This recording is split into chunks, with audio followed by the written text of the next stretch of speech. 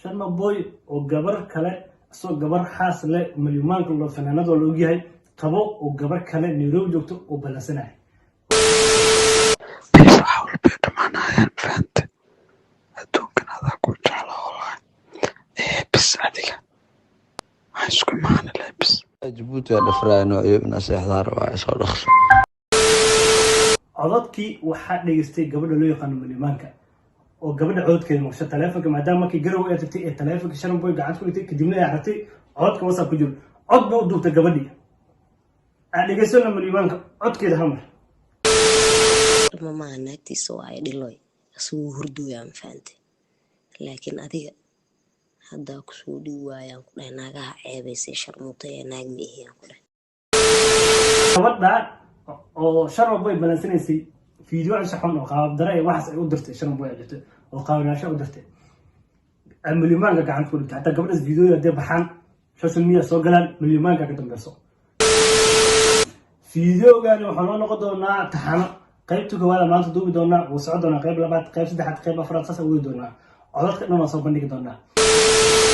السلام عليكم ورحمة الله وبركاته كسر له هذا برتين فيسبوك يا شافعي محمود برتين يوتيوب يا شافعي لوف لباسنا ربضان جلسوا أكثر وحي كجوجسي كتجس وحقنا فضلا لك وحردنا sida aad muuqaalka ku soo aragtay ama kilibkii hore aad ku soo aragtay sharma boy codkiisii oo la wadaagayo qofkii oo waqtigaas la hadlayay ama qofkii oo markaas u sheeganay in uu aad iyo aad u jecel yahay ama uu cadeynay in uu baarkii ku faraxsan yahay loo sheekaysigeeda ama uu aad iyo aad u suulayahay la kulanka qofkaas waan arin aad iyo aad looga xumaado ama qofkii oo markaas jeestay xaaskiisa ama saaxiibtiisa ama saaxiibta noloshiisa ay aad iyo aad ugu xumaanayso iyada ahaana ay markaasna iyadan isla markii ama just ay ka fal celinayso arintaas sida codadkaas loo helay ama dhanka social media aadka loo soo baahiyeen arintaasna waa arin si shakhsi ahaantiisa ama noloshiisa dhawaad wax dhibaato ah sababtay tahay aad iyo aad wax looga xumaan karaa ama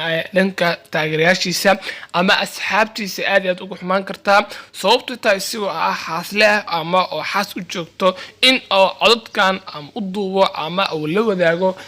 qofkaas ama ay sigo xasle iyadana ay ugu jawaabayso isla marka ay jawaab degdeg ah siinayso ama iyadana codka la wadaagayso gabadhaas ay u dirayso iyada oo hanjabayso ama hanjabaado fara badan ay la wadaagtay iyada waan dhehaysaa dhanka social media ayaan ku soo baahin doonaa ama hanjabaad aan fara badnayn ayayna u hanjabaysaa muuqaalada soo socda ama kalibyada soo socda insha Allah oo ku soo baahin doonaa dhankaas iyo muuqaalada ama codadka sirta ah ee codadkan iyo codad ka badan ama dhankaas ayaan ku soo baahin doonaa dhankana YouTube-ka ayaan nala wadaagi doonaa haddii aad tahay qof aad iyo aad aan u ama leh bulsho fara badan ama taageerayaal fara badan waxaa mar walba qasab kugu ama mar walba taxadar kugu in aad mar walba taxadarto ama wax walba aad qabanayso ama wax walba aad ku dhaqaaqayso in aad mar walba ka fiirsato ama tilaabo walba aad qaadayso sababtoo ah hadhowti ay wixii ku keeni karaan dhibaatooyin fara badan ama waxa kala kulmi kartaa dhibaatooyin aan weliga aan noloshaada ama aad weliga inta noloshaha aad ka shaleyn doonto sababtoo ah waxa iska jiro noocyadan ama kilbiyada hadda uu la wadaagay ee qoftaas iyo sida ay sharaftiisa ama noloshiisa ay hadhowti ay ugu noqon lahayd ama ay sharaftiisa iyada ahaan ay dhulka la geli lahayd